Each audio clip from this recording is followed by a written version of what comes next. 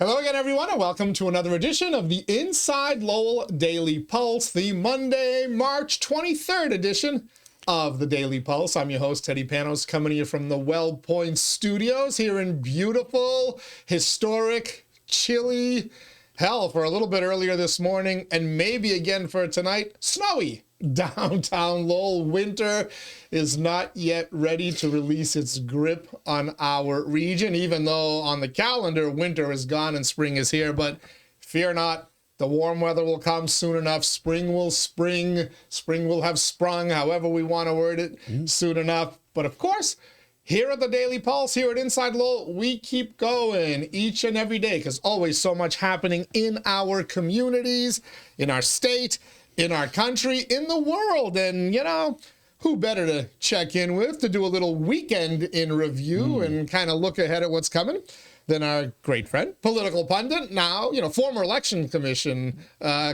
former election officer for the Commonwealth, now turned political pundit here at Inside Lowell, Greg Pappas. Thank you. Good morning, Mr. Pappas. Yeah, good to have you here. You're not flying anywhere this week, are you? No, I am not. I am at the end of April. So it'll be done. Hopefully, I'm hoping that you know the. I'm hoping that putting ice at the airports is the impetus needed to maybe get some folks to the bargaining table and see what we can do. But it's crazy. Crazy time. The lines at Logan were absurd this weekend. It's getting worse Dallas, with each Atlanta, and every passing week. Yeah. So, and if you mention you're a Democrat, they'll murder you. It's amazing how much the public knows. I talked to some friends that work at Massport, and they go, "There's a lot of things that have broken out in the lines that they're not telling you about." Really? But it's not working out too well because they know who created this thing. They know exactly who created it. It's interesting to me is that today people are starting to get angry. Yeah. And I think they've been a little bit distracted by Iran.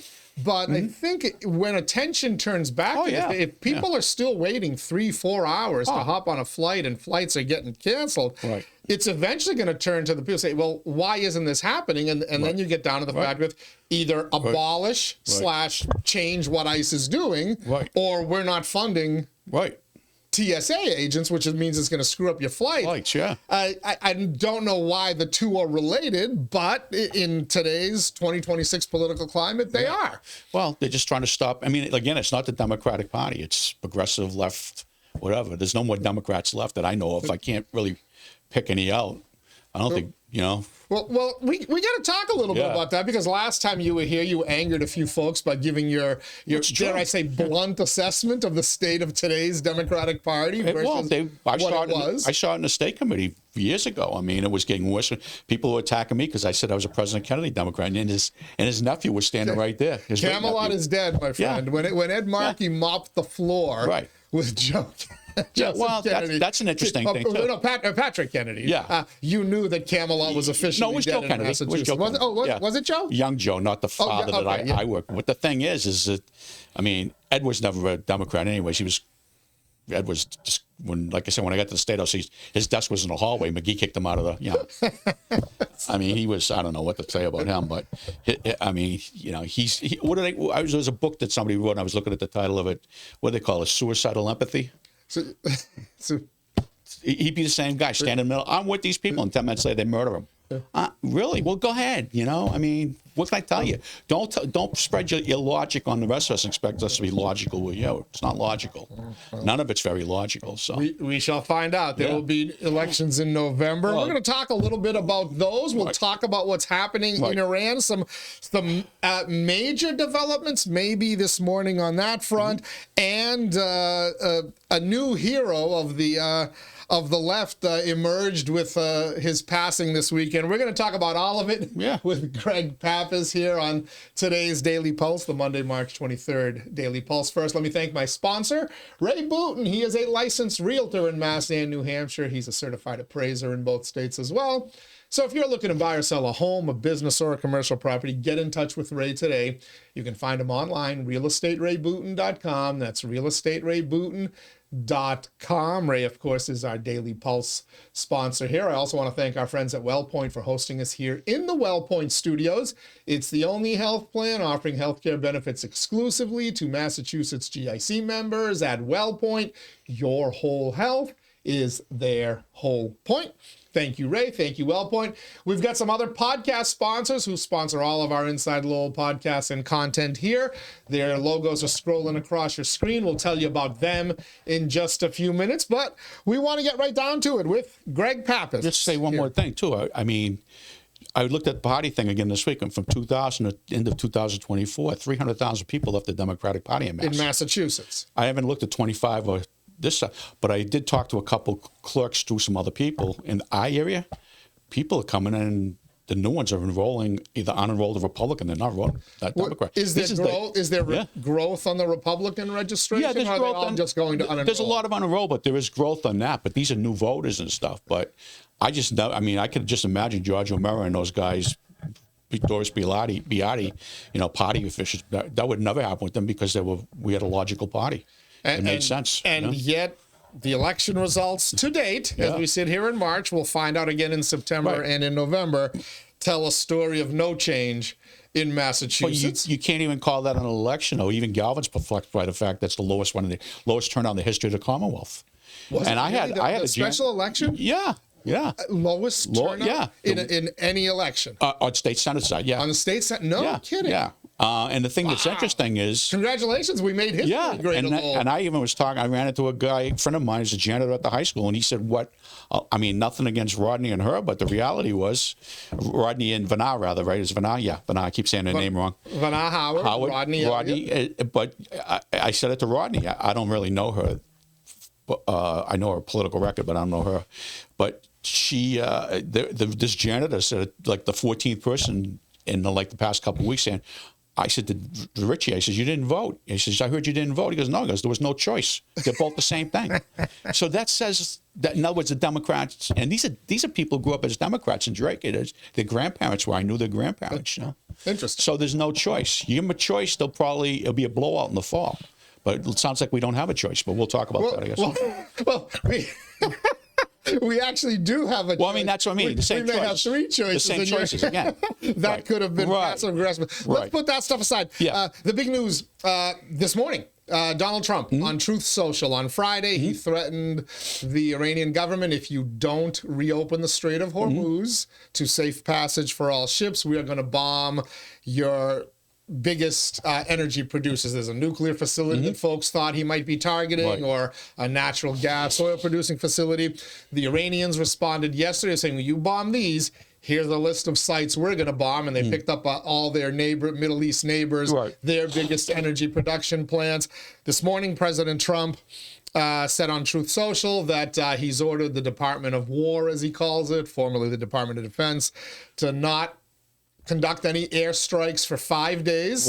They're going to, he said, we've had productive discussions with the Iranian government, and there's hope of some kind of a deal going forward. So for 5 days, we're going to give them a chance to see what happens. Is President Trump telling the truth, or did he realize, oh crap, if we bomb their plant, they've shown that they have the ability to, even in their weakened state, to hit targets in the Middle East? Did he cave? No, or is there legitimate progress? He doesn't cave, so it's not his nature. So, but the point is not that, publicly anyway. Right, but they did say the Iranian government. Of course, the mainstream media, they're probably talking to the two guys who used to be in the Iranian government. They're no longer invited to the meetings. But it would make sense that Iran, even the Islamic people that are running it, the Sharia people that are running it, want to make that kind of deal. But then again, they're all about the Ayatollahs were all about the end of the world stuff. That's what they were trying to do for bring back the Mahdi. That's what this is all about. That's why they're going after all the countries. All right. So when we got into this 3 weeks ago now, 4 weeks ago, it's been a while. And especially the very first strike, which took out the Ayatollah Khamenei. At the time, the hope was a quick, swift victory with regime change. We're now a month in, again, a seriously degraded militarily Iran. Structurally, operationally, to some degree, they got the second guy in command who was appointed the leader. Now the third one is very seriously wounded and whatnot. And yet, as I'm reading between the lines of the president's social media post, we've had productive talks. if those talks Right. end with the same regime in charge, the Mullahs in Iran, that's not going to be. was this worth a worthwhile endeavor by President Trump? No, not at all. So we need to have regime change. Yeah, it's going to have regime change, and that's the whole reason why we're close. And how you know? What happened yesterday? What did NATO say? We're all in. NATO agreed to come in now. They're only coming in because they know it's almost over. So can you see the ruling government in Iran saying, "All right, we'll give up," but so if they give up, if they agree to regime change, which would be a more pro-Western regime that's not going to pursue a nuclear option, not going to pursue ballistic missiles, which, by the way, they were telling everybody we can't fire. The only missiles we're working on are short range to protect ourselves. They targeted a U.S. base 4,000 miles away, which is a long range missile. But so they had one left. but they had it. Yeah. Which a lot of folks, they kept saying we don't have these. Blah blah. Anyway. What's the deal for them? Are they simply looking for safe passage to I think that's what Russia or somewhere else where they won't be assassinated like the previous ones? Or what? I don't think it's going to be Russia because Russia's, Orthodox Christian and they don't want them there either. So I mean, they originally gave the Ayatollah and then Putin changed his mind. Remember? So you think if a deal is struck, and by the way, I'm not so sure. He may have given them 5 days. I'm not so sure that a deal will get struck. But in the best case scenario, they say, okay, we're giving up power. We're going to let other people come in, but we need safe passage to XYZ country. Right. The other alternative is we strike a deal with them that says, all right, we won't develop our nuclear weapons, but we stay in charge. No, that's not a deal. I mean, that's just delaying. You might as well give them racks of money like Obama did. Pallets of money. What was that all about? Pallets of cash. What was that for? But anyways, I look at it this way: is they're going to bring in the ultimate thing is bring in the Ayatollahs. I mean, the Ayatollah, the Shah of Iran, the prince there. Yep. Bring him back. He already made a commitment to help set up the country in a new democratic form of government. He even mentioned structured almost like have a president like the United States, based on the U.S. Constitution. But he would be willing to help do that. But he wouldn't. He said, if anything, if he could run for an office, but he wouldn't want to be like with his uncle was his father. Was his father. This guy is Reza Pahlavi, or was that the original Shah? No, that would be his. Then he's the son of the father. Okay. That got killed in Is that all these years later, almost 50 years later, from the fall of the Shah in the late 70s? Right. Is that considered progress, or does Iran need to, because, by the way, the Shah wasn't all that popular within his own country. He was living in opulence while the people there were starving. He knows that. They clearly need some kind of freedom/democracy. Well, that's why he said he would help set up a form of government. Is he the right guy to do it? Well, he's just offering as one of the persons. He said he would work with them.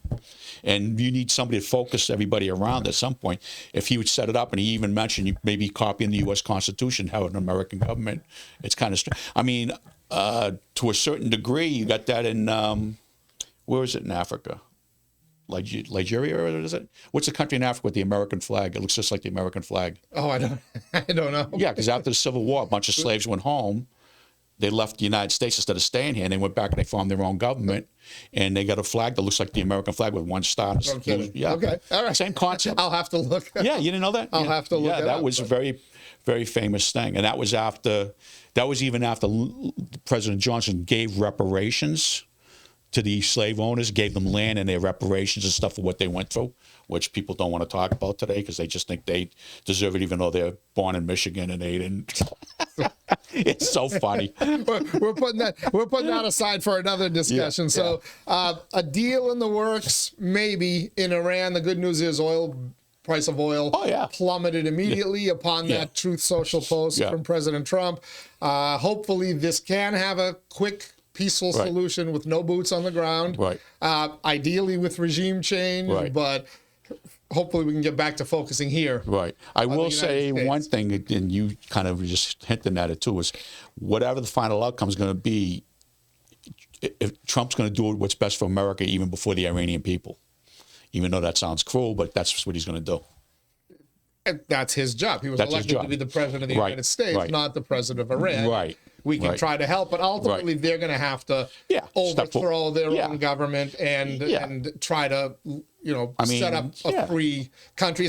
It's historically, I know our ancestors, the Greeks, have had some legendary battles with them. But Persia, Iran, the Persian people were a very modern, educated, informed very much people. So it'd be nice if that can come back. If somehow out of all this, Iran, a country of 90 million people, the largest now power in the Middle East, and from that side, the radical Islamic sense, it's only about 3% Islamic. The rest of it's Christian and Zoroastrian, and it's not. No kidding. It's very small Islamic. I had thought it had swung. Oh God, no. Matter of fact, in the State Department has Iran the last 14 years the fastest growing Christian nation in the world. Oh, no kidding. Yeah. Okay. But most of them was Zoroastrian.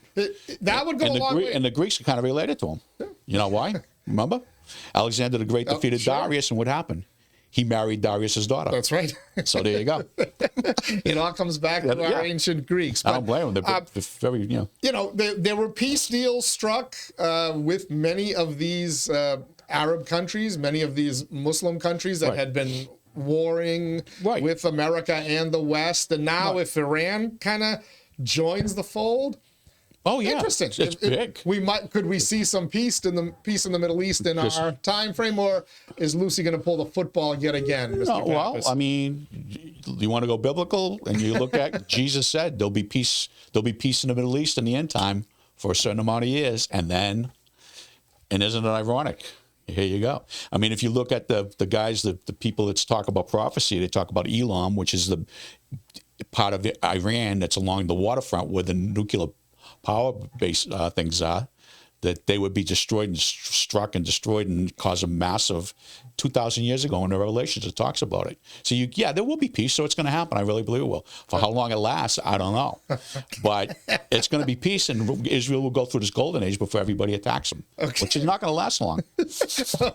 I mean, it's been going by the book so far. It'll be the American left attacking them instead of probably. Instead It's always the ones that don't. They. Like I said, empathetic suicide. All right. You can't explain it. What are you going to go pat the dog for? It's going to bite you. I'm going to pat it anyways. It bit you. Oh, I want to sue it. No, you knew it was going to bite you. Just go ahead. Keep letting it bite you. Empathetic suicide. Does your dog bite? Yeah. I saw it at City Hall one day when they come up and they were going to try and help the Palestinians, and a couple of them got the snot beat out of them. Oh, jeez. Yeah. The police come over and try to break the whole thing up. Remember when they were protesting? Yes. There was a certain group of people came in. Oh, we want to help you. We love you. We don't love you. Get out of here. Boom, boom, boom. I was standing outside. I said to Jan and call the police. They're just beating the hell out of him. But we love you. We don't love you. You got to write a book. There's no book. That's just common sense. They know this stuff, but they got to do it anyways.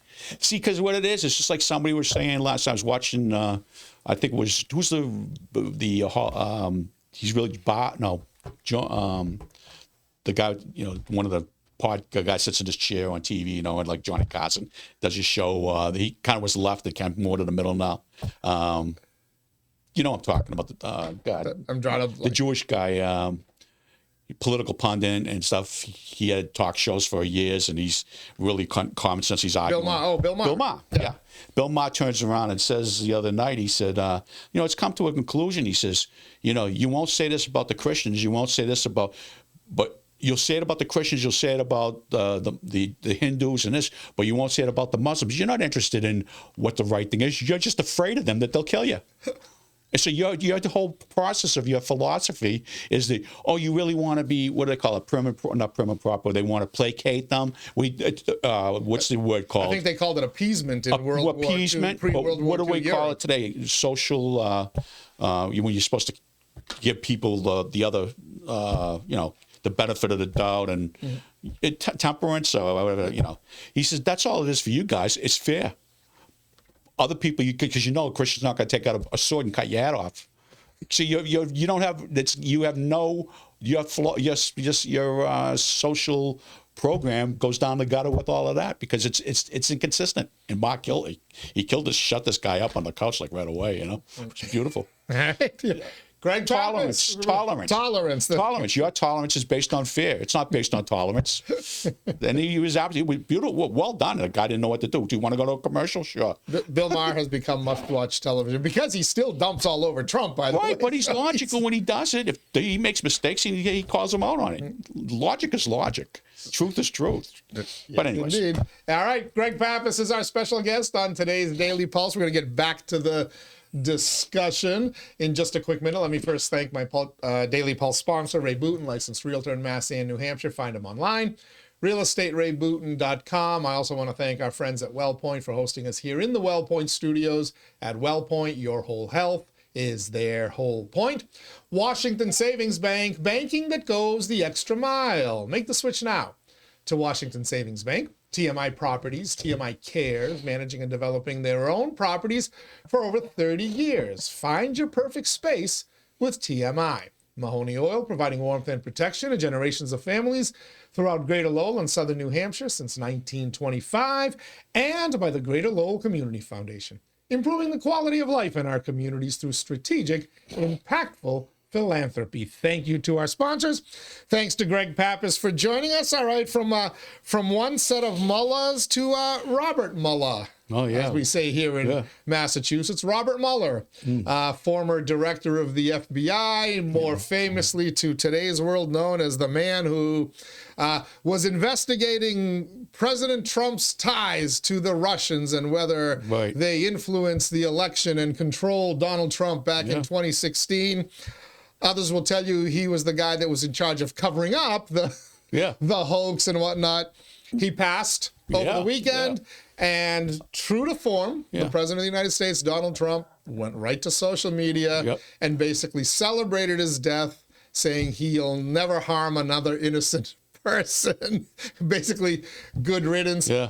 Of course, the left lost their mind. The folks who don't like Donald Trump, see, this is what we're talking about. I never saw a left-wing loon that liked that FBI agent. Suddenly they all love James Comey and Christopher Wray and Peter Strzok. So how old was he? Now Robert Mueller. How old was he? I don't think he was that old by today's standards, but I believe he was dealing with Parkinson's and Alzheimer's. I believe, towards the end. Well, listen. Folks theorize this when he eventually got called in front of the House Oversight Committees, and you saw him, what's Fusion GPS? I have no idea what it is. You're like, this guy's leading the investigation? This guy, $40 million or whatever that number was of taxpayer dollars.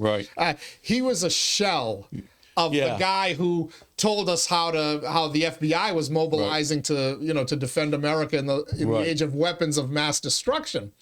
That's how far back Robert Mueller goes. He took Colin Powell's United Nations address about the weapons of mass destruction and mobilized American law enforcement, the FBI, to protect against that. So he was all in on that. Robert Mueller goes all the way back to Whitey Bulger, Boston. 60s, 70s, 80s, he was the head of the FBI field office in Boston, which covered up. Mueller was? I thought Connolly was. Mueller was, Connolly was the FBI agent in charge. Mueller was the U.S. District Attorney, I believe, who, when he found out that 4 innocent Boston men were framed for a murder that Whitey Bulger committed, but had that been revealed, it would have exposed the FBI shady dealings with Whitey Bulger. Mueller covered it up and even tried to argue that they should be kept in jail and retried instead of freed. I remember that, 4 innocent men. This is now the hero of the left. I say this, Greg, because, look, if it were me, I would have just shut up. I wouldn't have put anything out on social media. I might have quietly celebrated with my family the passing of Robert Mueller, but I wouldn't have gone to social media. Donald Trump is not me. Donald Trump is his own guy, and he was unfairly persecuted, he and his family, by this guy. Oh, absolutely. Innocent people were put in jail surrounding this Russian collusion hoax, including our Greek friend, George Papadopoulos. All of it Mueller knew was fake and kept the charade going. Kept it going. So if these... It's unconscionable. So if these people are celebrating his death, I'm not going to criticize him. Right. I'll choose not to. Right. Would Greg Pappas have gone to social media and said what Donald Trump said? Probably wouldn't. I mean, he did do those things, but I probably wouldn't celebrate as anybody dying. But not publicly, anyway. No, but the point is overall, I mean, the FBI has never had. I mean, it's been the directors have not had a good track record. I mean, it was created in 1903 or 1904. A U.S. senator did it for a little while when he resigned, and then who was his assistant?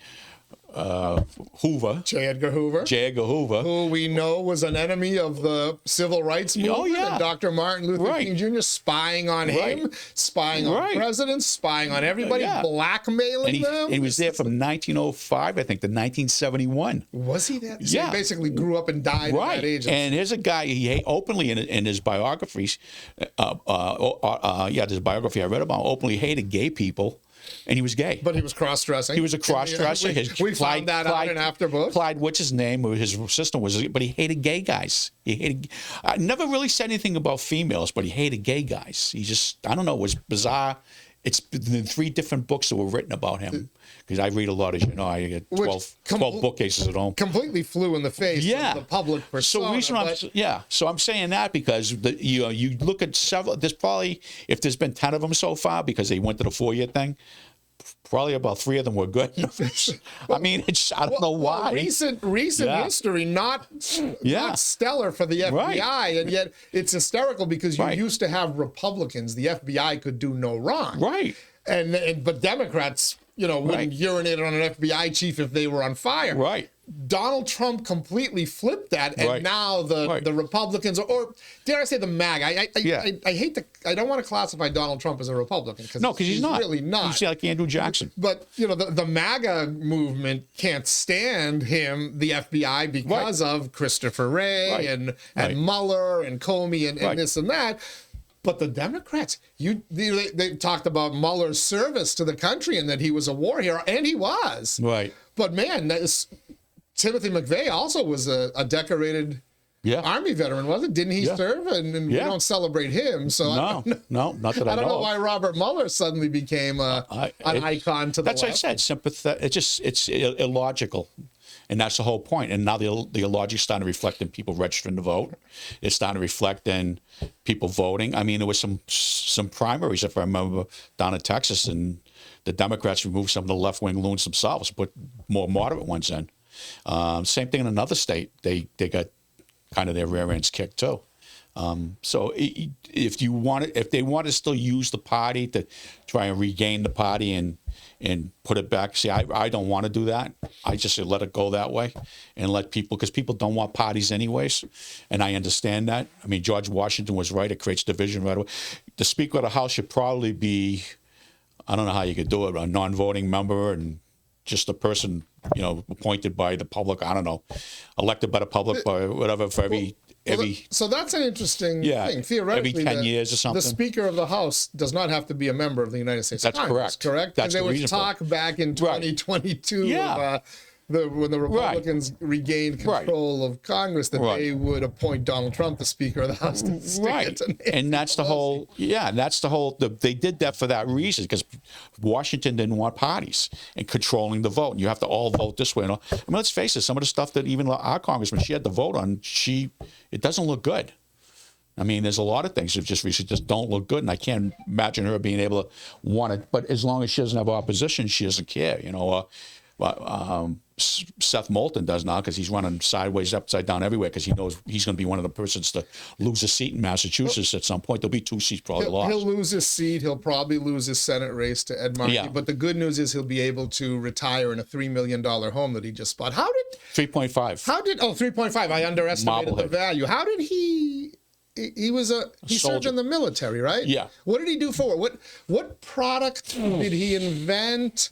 What service did he do that would allow the use of the accumulation of wealth that would allow you to buy a $3.5 million home? It was called transferring. It was a website that he. What do they call that? When you push the button on one of the thingies here. What is it called? An app. An app. You create an app that you press it, and all the money that goes to the certain nonprofits go back to him. Act Blue? That's one of them.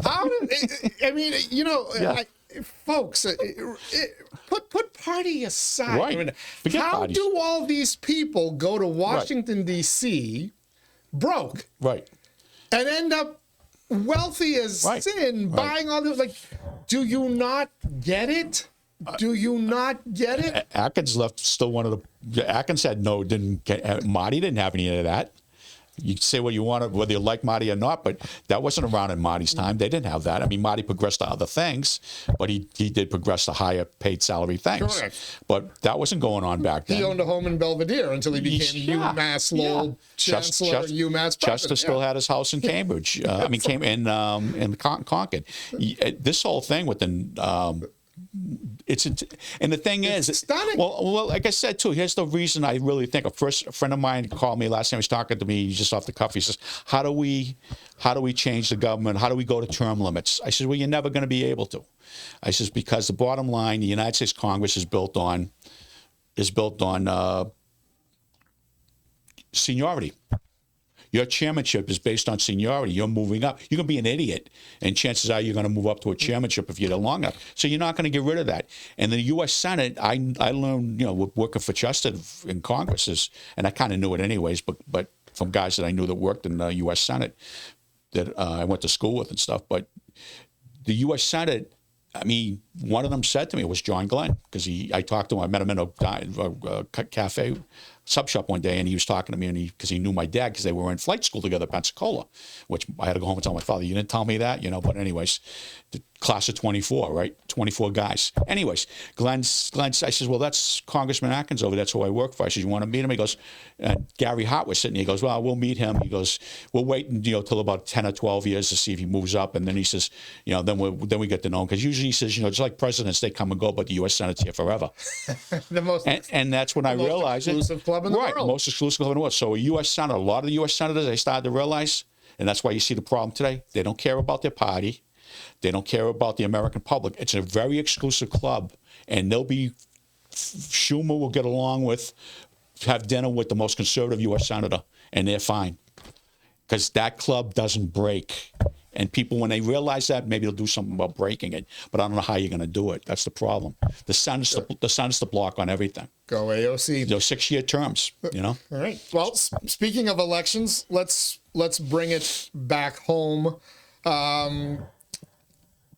I want to start with the statewide offices before we get a little bit closer to home. But the governor's race continues to go on. Maura Healey in the most recent poll up more than comfortably, despite people resigning in her cabinet left and right. Allegations of corruption, fraud investigations. Is she Teflon? Is she gonna? Are these polls showing her beating any of the three Republicans? Basically, the numbers are 55-28. I think it's 54-27 against one, 56-28. But it's the same range. She's basically doubling the vote of Mike Minogue, Mike Canale, and Brian Shortsleeve.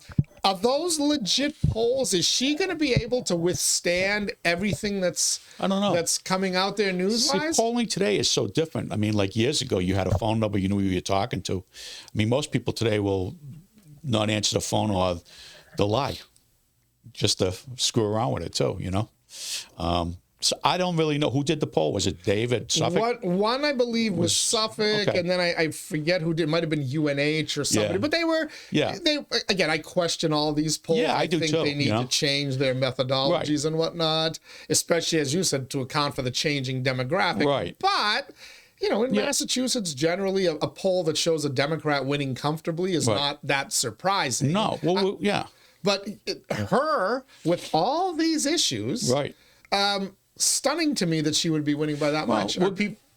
We're ground zero. Like Massachusetts, New York State, California, although California's changed. They lost some seats out. They had some changes in the Democratic congressional races, I heard out there.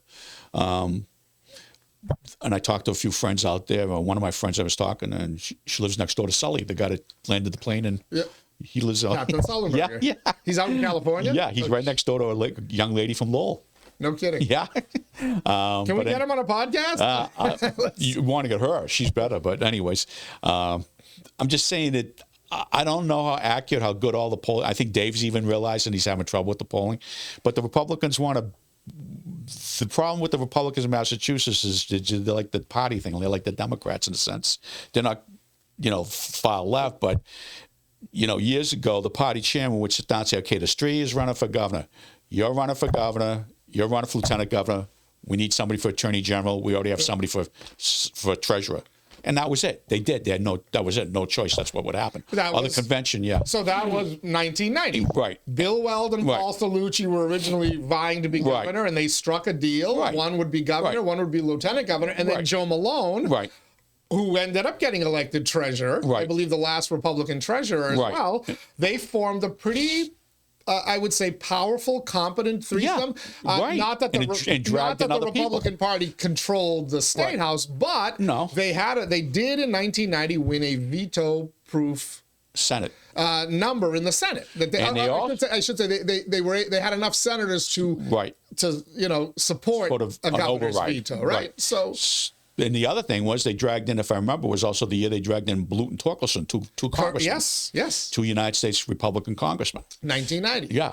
And but they don't strategize that. And then Malone blew it later when Paul was running, and Malone wanted to run against me. He says, "Look, run for lieutenant governor," and he said no, right? And he ran against me, got beat, and then. He's swift, and look what happened. Paul ends up resigning to go to ambassador to Canada. Malone would have been governor, the idiot. But I didn't think Galvin lost him, for treasurer, but that wasn't the point. I just, having had seen him up close and personal, he wasn't the brightest bulb in the package. He really wasn't, and he was just trying. I remember in the headquarters and stuff in the campaign during time, he was trying to figure out a way to should I be telling certain areas that I'm Joe Maloney or Joe Malone or so they knew he was Italian, but he was Irish. They were playing that game. But the public, that's inside baseball. We saw that stuff happening. I met Joe Malone once in the 90s at the Lowell Auditorium, a snowy Friday night in Was he wearing his trench coat? No, he was dancing to Peter Wolf. J-Gow's frontman did a story. The snow was so bad, there were maybe 300 people in the auditorium. But the show went on, and there's Joe Malone always in dancing to... Stevie Pangitakis is an old constituent. When Steve, the only time I ever saw people not mesmerized by Stevie giving a speech, we were out in Groton when he was running for state senator, and he's on the steps of town hall. And we're doing these town hall things. We had about a couple hundred people there. All of a sudden, the people go, "Hey!" and everybody turns around. What's his name from what you just said? Lives in Groton. J-Gow's. Yeah. It was J-Gow's. Okay. Comes around the corner. Everybody, Steve goes, "Who was that?" Goes. Yeah, who's that? Change not important. Yeah. So, that was funny. I'm sorry, that was just a side story. So the governor, lieutenant governor's race, we shall see. I think the Republican convention is, a month and a half? Yeah, I mean, Treasurer, there's Elizabeth Dion, who we've chatted with here on InsideLowell. Selectwoman from Belmont is running. She's going hard after Deb Goldberg. Yep. Is there any hope there for a Republican victory? That Goldberg has made some enemies with the Shannon O'Brien camp. Yeah, she did. And is there any fertile ground there? Well, she did that, and a lot of people don't know. Basically, a top person who got fired about 8 or 9 months ago. I don't know what it was all about. Who ran her campaign? Is a good friend of mine because he helped us with Galvin. Ed Farley. I think he's from the Lowell Farleys. No, I don't think he's related. But Eddie, really, really good. One of the top Democratic, operatives as far as organization and stuff. And he put that whole thing together for Deb. And that's why when I was trying to help Deb out, he was a phone call away from me. So I got a guy for you, a person for you. They want to help this. They wanted to, and she let him go. Something bad happened. I don't know what it was, but he's supporting her. From what I heard, I can't say that for sure, but he's supporting the Republican. Yeah, I heard. That's what I've heard. Now, I don't know if it's true. I haven't talked to him. I've got to give him a call this week because I haven't talked to him in a while. Because I heard that, and I'm going to say, "Hey, Ed, what's going on?" That would be fascinating. He's top. He's a real good campaign guy. So we'll have a contested governor's race. One of those Republicans will emerge. We'll see what happens with the lieutenant governor candidates. The treasurer's race, there's an active competition there. To the best of my knowledge, there is not much going on in the Attorney General. If there's a Republicans have run people, I believe there was a McMahon, Robert McMahon, it was who ran twice McMahon, I think, for Attorney General. They've run for auditor. To the best of my knowledge, there is not a single candidate challenging the Attorney General here in Massachusetts or the state auditor. Stunning on two different fronts. One, if you support the state auditor and her effort to audit, why wouldn't you challenge Andrea Campbell, Democrat or Republican? Why wouldn't you get into that race and use that as your main issue and try to say, the second I get in there, this goes to court. I back her and this and that. I know. But nobody's gotten in. And then conversely, where's the establishment Democrats who hate the state auditor and her efforts to audit the legislature? You know Diana. Not one of them is running. You know Diana, and I know Diana. I've known her since she was on the school committee. You know it too. You don't want to mess with Diana. Not just that she's tough, but she's persistent. She's logical. Hopefully she'll be a governor someday. So that tells me something, that the Democratic establishment won't even put somebody on there to at least try to weaken her and distract her from the other ballot question. And the Republican, there isn't a Republican who says, you know what? Maybe the Democratic establishment will side with me and just to get rid of her because she's a fly in the ointment. And nothing. She's going to run unopposed. She's basically, her election is that ballot question, right? The new one, the public records law. I mean, it's just, and it's going to continue. I mean, what will be really interesting to see is if there's it'll be really interesting to see if there's even with Lowell, usually with state rep, there's going to be 3 state rep races in Lowell and a state Senate race. Normally, like when we were running statewide campaigns, if I had Crane and I had Middlesex County, I'd say, okay, we're going to these functions in this town because they have a state Senate race, and this town has a state rep race. There's a state Senate bring out 10% more, state Senate 20%. Waltham now, I would say, has a state Senate and a state rep. They're going to have a 30% bigger turnout than everywhere else. So they're not like that anymore, but they're somewhat bigger. But what will be interesting to see, if we end up in September and there's a low turnout in the primary, that's going to tell you where the public is in Massachusetts. If there's a limit with all the races on the ballot and within the primary, and there's a low turnout, people are going to just tell you, we don't, they want choices, or they're just going to let it sink. Lowell should be one of the top turnouts. That's what I'm saying. Because of, as you said, 3 state rep races, a state Senate race. You have a Republican primary for governor.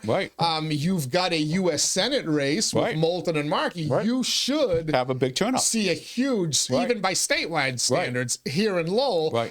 Will we? That's what I'm saying. Or are they all holding it till November for the ballot questions? Well, I mean, I'm just saying, if it's a real, and the decline is going in the party, it's still people, like I said, every day are unregistering or not registering Democrat because they don't relate to it. But if this turns out to be a smaller turnout than it should be, it's going to tell you something about what the public, even in this area, feels about the Democratic Party and the people that are in it. I mean, like the Janet, a friend of mine, Janet said, there's no difference. I'm not voting for any of them. All right. And that's pretty sad when you get to that point. So, all right. So let's look at these Lowell races, and let's start with the state Senate race that you just referenced. It appears we're going to have a rematch, a spot-on rematch. Sam Vanna Howard will clearly seek re-election to the seat she was just sworn into in the Senate. I doubt she'll have a Democratic opponent. I haven't heard any whispers of anybody pulling papers.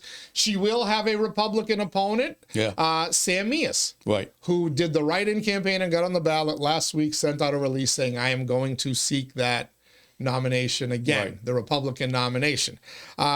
Joe Espinola, who ran as unenrolled. I reached out to him. Joey. Joe, are you running? Yeah. He said yes. Okay. Joe, are you running as a Republican or as unenrolled? He said, I haven't decided yet what I'm running as, but it will be it won't be as a Republican.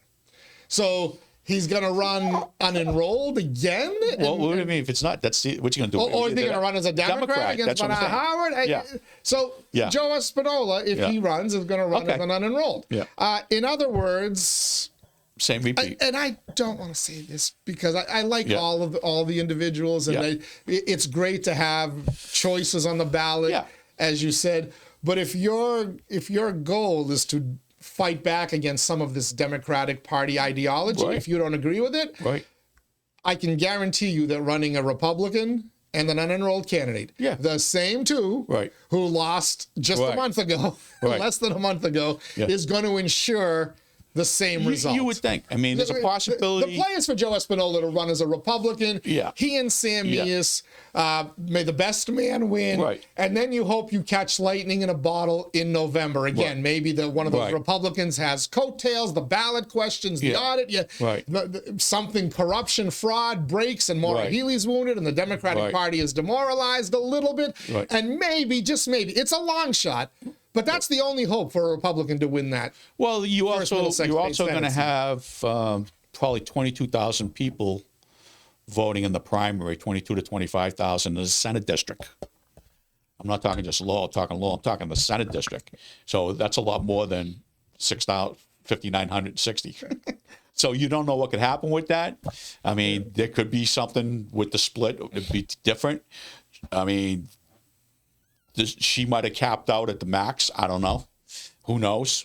I mean, will the real Democrats? Who knows what they're going to? I mean, there's still that unknown thing, you know. But it should break out the same way. The Democratic Party will coalesce behind her, as they always do. The Democratic Party is very good about coalescing behind an incumbent, unless they think they can take that incumbent down. Yeah, that hasn't been happening a lot lately to this degree that it used to, put it that way. But you get one decent candidate in there that's, because the reality is it's not just about the policy stuff. The most important thing, especially for the city of Lowell and the towns who are now short of money, they're going to need money from the state. Can she deliver that? I don't know. From what her record, I mean, I know what she says as a state rep, but I know what other legislators told me down there was,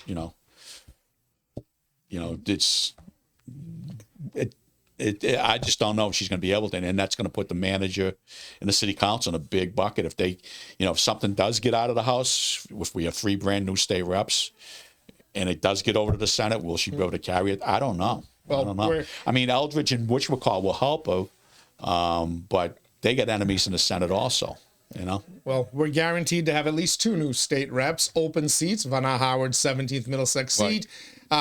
Anthony Late has been out there gathering signatures. Harini Ayer has been out there gathering signatures. We've already had Anthony here on the Daily Pulse. We'll get Harini in once she gathers her signatures. She said she's ready to come in.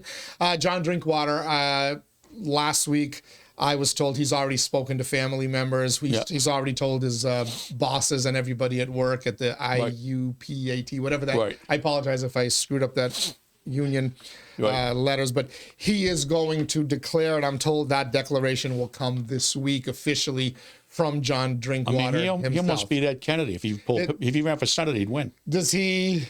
I don't want to say clear the field. I've talked to Anthony Lade. He says I'm staying in. I'm in it for the fight. But is it a competitive, or does he waltz into that Democratic nomination? I don't know. I mean, it depends on how. I mean, it's him being a former city councilman, pretty popular.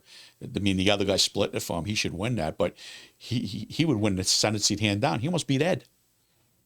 And he didn't run for Senate though. He backed out. He did actually. He thought about it and then decided not to. I thought he did run. No, he ran in 2018. That's what I'm talking about. I mean, in the special election. I apologize. No, I'm talking about the 2018. He almost won. He considered running in the 2026 special election and then decided against it, and then was actually holding signs for Vanna Howard. He supported Vanna Howard in the. I know. I don't know why. That kid pulls papers for senator tomorrow. He's a senator. I don't know why he doesn't want to do that. So you're a chairman right away. I mean, I know why. He's bought into that. They're holding him down, which he probably doesn't want to hear that. But they're keeping him in that to give it to her. But that's how manipulation goes. But if he wants to be true to himself and to the city of Lowell and the district, he would wallop all the way across out to Pepperell. Interesting. Yeah, there's no doubt about it. The kid would be, and you know what? He knows how to get stuff done. All right. In the 16th district, we have 2 declared candidates and a 3rd gathering signatures. We have Lorena Betts, who we've also interviewed here. She's already turned in her signature. She will be on the ballot. Yep. She's running on the left flank. Mona Tyree is gathering her signatures. Yep. She declared a week and a half ago. She's kind of on the center part of the Democratic spectrum, right? So again, you've got what I'm kind of calling a rematch I'm even calling it a proxy war, the Rodney Elliott-Van Howard Democratic primary in the special election February 3rd is going to have a rematch with Lorena Betts and nobody else in that Mona race? Tyree. There is another candidate, a gentleman named Elijah Russell, who's been popping up at city council meetings and speaking. He's a regular Democrat listener here. From his writings on Inside Lowell, I've always thought him to be very much left and helping some left candidates, and yet he tells me he's going to run as unenrolled. Oh, maybe a little disenfranchised, disillusioned with what he's been seeing from the left. I don't know, but we're waiting for him to gather his signatures. The primary is Lowell against Chelmsford. Lorena Betts, Lowell. Chelmsford. Lorena Betts, Chelmsford versus Mona Tyree Lowell, with a caveat.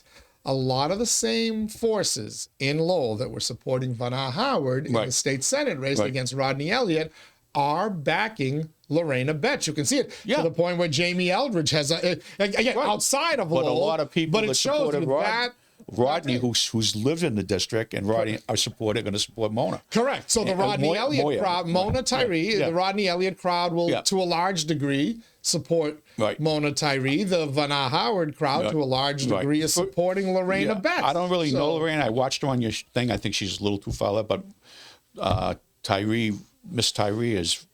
I like that. She's very solid. Sat next to her here on our election coverage. Very nice, very solid, and she spoke at. She surprised a lot of people. She spoke at something. I forget what it was. St. Patrick's Day. Yeah, very well done. That was where her candidacy and like was I officially said, declared. You know, people will vote. If what's the hot issue in the district? I don't know if there's going to be one. It might be geography only. And if you're any of the city councilors or even the city manager, you're going to be. You know, he's in the district. I mean, I'm supporting the person that lives in Lowell. I don't want somebody from Chelmsford. You don't want to have Lowell have only 2 seats in the House and 1 senator weakened already. But now you're going to lose a third one? No. So you see this as Lowell versus Chelmsford? Oh, absolutely. It's 2/3 to 1/3. And people did always do that. People tend to always...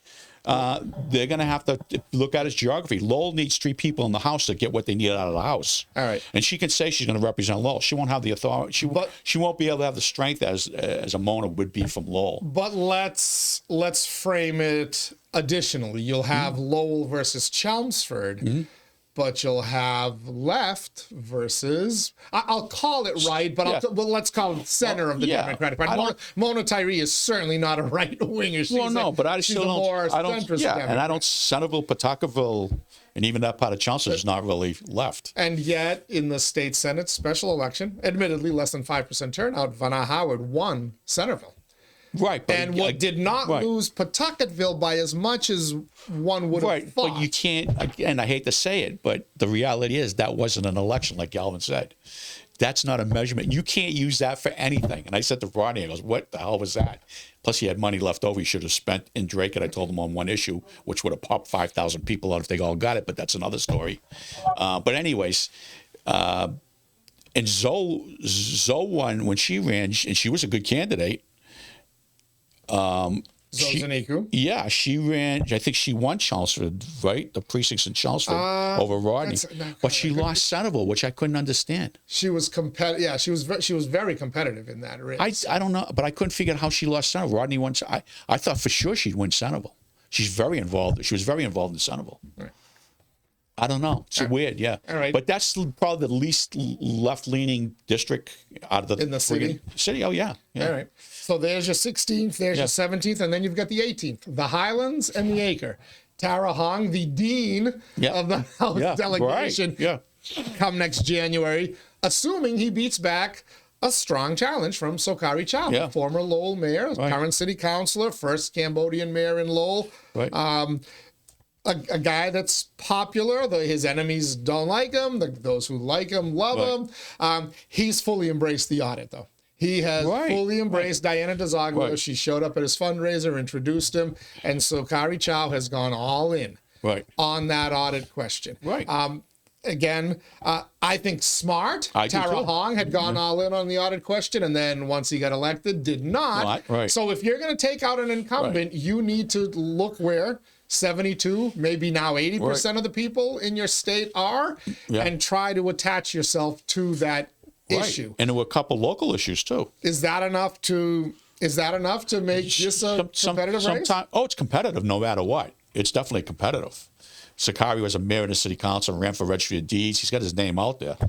But the point is there were two issues too. I mean, when you have it as an issue, that's even better because you don't want you only want it to be a popularity contest if you're a more popular person, and they're going to vote or geography or ethnically. Now, ethnically, they're both Asian, so there's no ethnic. It's the point I'm making is there were two issues. I can't. One of them, what was it? The ADU. ADUs. God in your backyard thing. Safe injection sites. Yeah. God in the backyard. And I saw at the the driving with the mileage thing. There you go. The neighborhood association, when he got up and spoke, they booed him in the Highlands. So, I mean... Talking about Tara Hong. Tara Hong, yeah.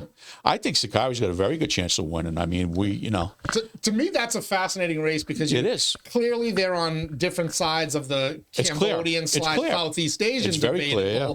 That's existed forever. Yep. That played itself out in the Ratty Mom versus Tara Hong races. Right. However, on the left versus right, Tara Hong very much on the left. If you look at 𝐃𝐚𝐢𝐥𝐲's kind of circle, a lot of those same left-leaning people kind of in 𝐃𝐚𝐢𝐥𝐲's circle, and I've seen them at his events and supporting him. So I think that's going to be of all three races, to me, that's going to be by far the most interesting, and perhaps maybe tell you a little bit about where Lowell is. And it's going to have issues. The others may not have issues. They may just be a popularity contest because they're new, the other two. But 𝐃𝐚𝐢𝐥𝐲 also has a secret weapon, and you know who it is. It's his wife, 𝐃𝐚𝐢𝐥𝐲. She's good.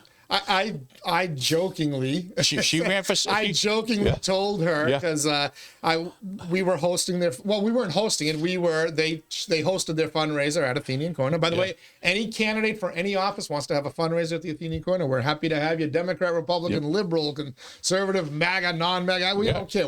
We belong to the Green Party, as in money. Yeah, you go. But I saw 𝐃𝐚𝐢𝐥𝐲's wife Simone there, and I said, "You should run. You'd knock them out." There's a lot of cases like that. I said years ago, if Rodney's married to Laurie, I mean, when Stevie was running for state senator against Matt Donohue, I said, "We got this. This is gonna. You can see it." The only problem, I said, we just want to wait make sure the deadline goes by and nobody else gets in, particularly Laurie Machado. Actually, she gets in. It's over. The both of you are dead. It's the wives. Simone runs. I know she's probably friends with Vinay. I think. I'm not sure. I think she is. I don't. She might not be. No, actually, because 𝐃𝐚𝐢𝐥𝐲. Yeah. I think they're on opposite. Yeah, because 𝐃𝐚𝐢𝐥𝐲 endorsed.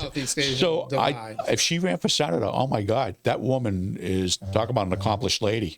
Well, maybe if 𝐃𝐚𝐢𝐥𝐲 wins that race and then there's a vacancy in the council, maybe we get her to run for city council. I don't know. She's worked for a lot of offices and stuff like I did and things like that. Tran now, who's got Laurie does have a good staff of young ladies. I don't know a few guys on there, but the young ladies are exceptionally good. Greek ladies are on Northeast District Director. Yeah, they were just really good. I call them kids because they're kids to me, but they're congressional aides like I was. And I see in them, I mean, they're really Sarah and Alex and I mean, so that's a real teach. Laurie has that lucky thing going for her. And sometimes in your staff, you can do things like Chester. I used to say Chester can do whatever. And Rachel Caprillion worked for us at the time. And Rachel went on to become a state rep. Register of Deeds and all that. Assistant secretary to the president. Mm-hmm. But Rachel said to me one time, I said, remember, Rach, one thing usually, I said, if you help a person with a problem and you solve their personal problem, they'll vote for your boss no matter what he votes for. And that's probably the strength that Laurie has going for us. Those ladies are on the phone all the time, helping people, and they're good. Interesting. They're really good kids. There's a pack of kids that I say kids, young ladies that would be real good elected officials, but they probably got the bug to do this stuff. Thank God we got people like that. But all right. I'm sorry, I just had a no. We're going to have a lot to talk about. You triggered it with me when I was saying 𝐃𝐚𝐢𝐥𝐲, because she's the same way. I go, she runs, you're out of the picture, buddy. We'll have. I think 𝐃𝐚𝐢𝐥𝐲 knows that too. Yeah. We'll have so much more over these next 6 months and right on into November with the elections. But I do want to end quickly with one local note that caught my attention. The Lowell City Council agenda came out. Oh, they listened to you. lo and I saw behold, that. Wow. they listened to the Daily Pulse. Wow. Clearly, I kept saying, why are we getting executive session minutes where everybody's disputing what was said, who said what was said? Right. You know that whoever's taking these notes can't possibly do it the right way, and the technology exists to record these meetings, and then when you can release these minutes, release them in their entirety. Sure enough, City Council agenda this week. Mayor Eric Hetch, your motion. Give him credit. Request city clerk record all executive session minutes by audio. Thank you. Thank you. Thank you, Mayor Hetch. I don't know if I inspired it. If I did, you take credit for it. Don't align yourself with me because that'll only hurt you. Right. But thank you for listening. Right.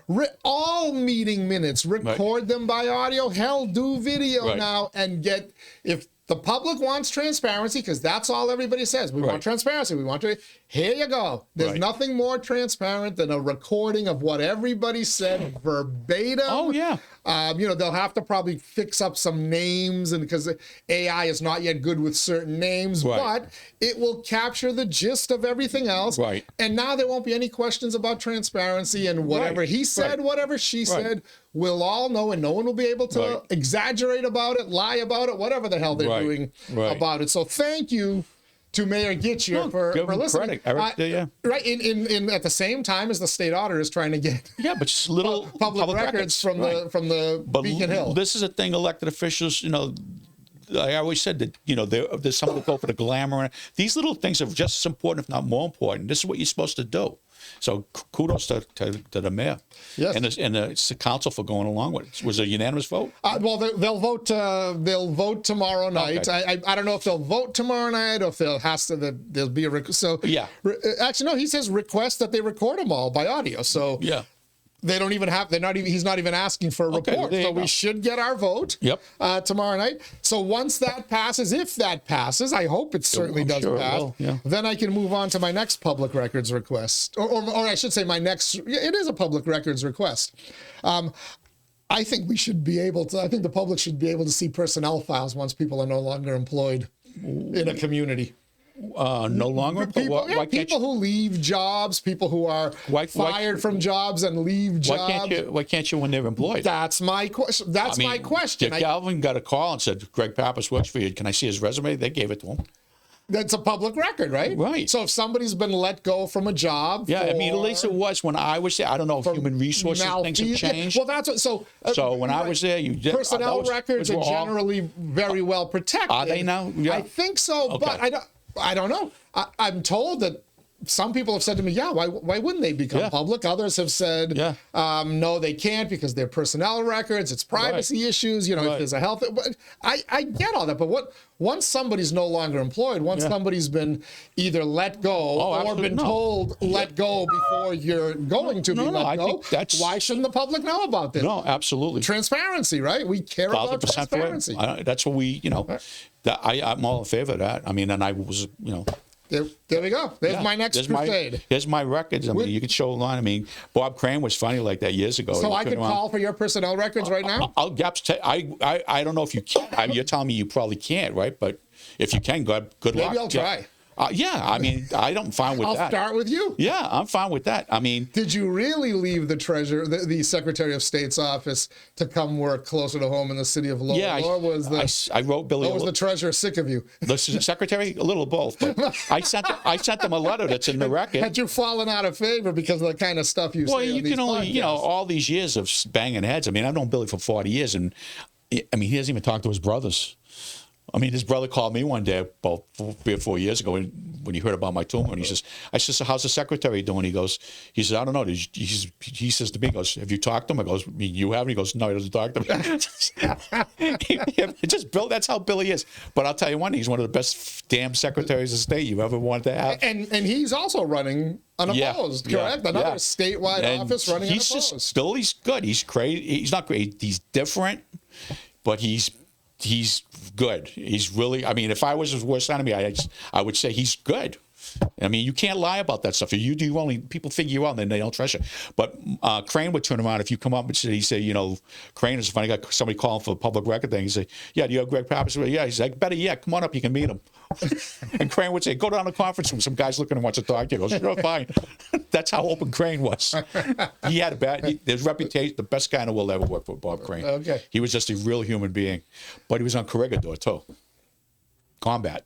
Marine. So that explains a lot. Yeah. All right, we're going to end it there. Greg Pappas, one of our favorite political pundits here. I think you went through most of the show without ticking anybody off. We'll see once it's published. I don't try to. It's just some things that people don't expect everybody to be in love with you. If you know things come across to other people, it's not logical. But the point is, if you be banging, this is the game you're in. Politics has always been about that. They tell me that you're illogical, Greg. That you've lost touch with the Democratic Party. That's not logical. The Democratic Party is not the same party that read the want to print off the platform, read the party, and you'll probably have another 100,000 people. I'm not disagreeing with you. That's not the Democratic Party that I used to like in the party of JFK. I told you, Camelot is dead because where the energy is, and election after election in Massachusetts is showing it, and maybe nationwide. The energy is with. Well, look, North Carolina just flipped to Republican. Pennsylvania just flipped to Republican in terms of voter registration. I mean, Massachusetts is nowhere near. No, but still, 300,000 people tell you. You know, those are the ones like me that know it. That I mean, most of the guys and ladies that I work with, I pick up on the phone, and talk to them. Oh no, I'm on a roll down. I'm not. You know, so it's not. You know, they've taken a far left turn and it's been captured. I know you got to go. So, unfortunately, it's not the same party it was. Dolores Biati and all these people back then, Leo Faliana, what's on? Bye. Dolores Biati, my Mrs. Biati, my teacher's aide at the Hellenic. Those were real Democrats. All right, we're going to end it there. Greg Pappas, as always, it's a blast to talk to you, especially I love your historical and your foreign affairs. Remember the Statue of Liberty. We never even got to the Statue of Liberty. Let's save that for the next discussion. Thank you to Greg. Thank you to you for tuning in today as well. The Daily Pulse, the show that keeps its finger on the pulse of Lowell and the world around it. And man, did we fan out. Yeah, we talked about Lowell, but we talked about our Commonwealth of Massachusetts, our United States of America. Hell, we even started the show in the Middle East with Iran. So much to talk about, and the Daily Pulse and Inside Lowell is your place to do it all. Tomorrow, I'm going to be here by myself, but I got an important update. We got to talk about people who are nearly innocent. I saw that phrase pop up in a news story. Nearly innocent people and the things that they are thoroughly doing, not nearly, they're thoroughly doing out there in our community. We got to talk a little bit about that on Wednesday. We're going to have Lowell School Superintendent Liam Skinner joining us here, along with former Lowell Mayor Bill Samaras. I've got something on Thursday. I can't remember what the hell I have booked for you, but it is something, I promise you. And then Friday, of course, we go live at 10 a.m. So till next time, everybody, please stay safe. Please stay warm.